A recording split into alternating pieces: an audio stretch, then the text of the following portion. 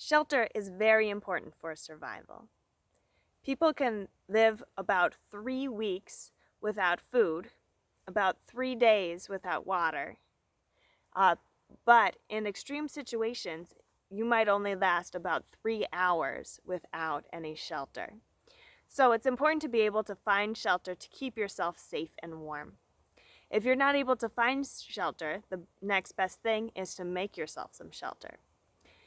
In this case, we're going to be using the things that you would find around a regular Wisconsin forest. Things like sticks and leaves and other sorts of debris that you would find on the ground. Now I have an example right behind me of a debris shelter that some students started, but it is not finished yet. So, when you're starting a shelter, first you want to think about your location. You might not have many options for the location that you're in, but try to find somewhere where you'll be able to stay dry and that the wind and rain will not be going directly into your shelter. Once you've found a nice location, you also need to find a nice base.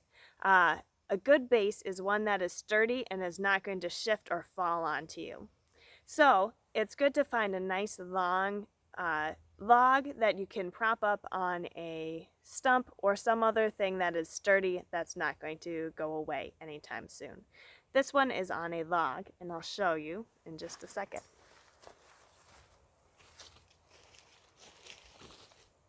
So you can see this base log that runs through the whole shelter. This is what's holding up all of the other sticks and parts of this. Then, leaning up against it are a whole bunch of sticks that will hold up the different extra parts. Now you can see this one's been up for a while and it is missing some sticks. So there are a few gaps in the side. We could fix that up pretty quickly by adding just a few more sticks there. After that point, it's important to start to waterproof and insulate your shelter so that you can stay dry and warm. So what you would do is you would take a whole bunch of these leaves and other things on the ground and you would start to pile them on top. As you pile them, think about how much insulation you would need in order to stay warm. It takes about a foot of insulation just to start to keep it waterproof and to keep yourself a little bit warm. It's suggested that if you're going to be staying here for a long time, that you have it as deep as your arm. That's about 3 feet. So, it takes a lot of work to build a nice shelter, but there are ways to do it right out here in the Wisconsin wilderness.